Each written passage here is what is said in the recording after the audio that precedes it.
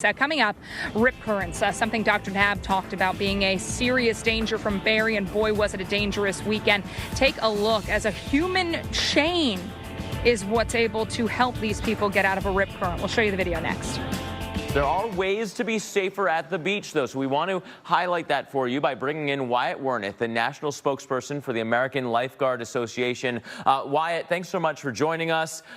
My goodness, we hate hearing about these tragedies, but we need to be able to kind of limit that risk as the summer is still long. There's still plenty of people headed towards the coast. You're absolutely right about that. The best way to do that is to always swim near a lifeguard, and with a little caution and supervision and education, we could prevent this. Yeah, and Wyatt, we talked about this last week with you, and I wanted you to have another opportunity to talk about the issue of if someone is caught in a rip and you are not a lifeguard, just a person at the beach, sees a friend, a family member, or somebody out in the water, the difficult dilemma you have, do you go in and get them and risk your life, or what can you do, especially if there's not a lifeguard nearby? Well, again, like I said, that's some debate among the lifeguards all over the country here. We don't recommend it, but again, we can't stop it. And if you do decide, like we say, and all the lifeguards agree on this, is take a flotation device. Do not go out into harm's way without any type of flotation device because you don't understand what you're getting into. A boogie board, a cooler, a milk jug. In this area here, we have a program called the Drown Zero where they provide life preservers at the beach. Take something with you. Do not go alone, and you'll have a much better chance of coming out safe.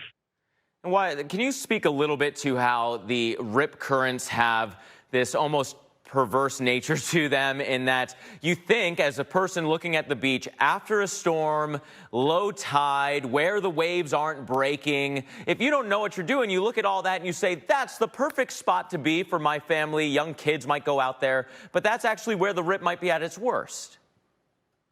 Absolutely, and one of the problems that we have is it becomes, after a storm and we got good surf, all the surfers come out. So a visitor coming to the beach sees all these surfers and they kind of get that false sense of security. If they're out there, we can go out there. So you're absolutely right. You have to be aware or be a strong swimmer. And again, swim near a lifeguard if you're in an area that you don't know about, especially after a storm. Maybe don't even go unless you're a surfer. You know, stay away from it. And Wyatt, we thank you and all the lifeguards for the heroism, and we always urge people to swim at a guarded beach and obey lifeguards and what the flags are saying. But given that rip currents are still taking so many lives, comparable with so many of our other weather-related hazards, is there anything that you would recommend we as a society do to lessen the rip current fatalities? Well, sure. You know, you were talking earlier, 30 around, I think, the state or the country. We had 5 already here in Brevard County due to rip currents. Education. You know, we actually have programs where we go out to the schools and train people locally.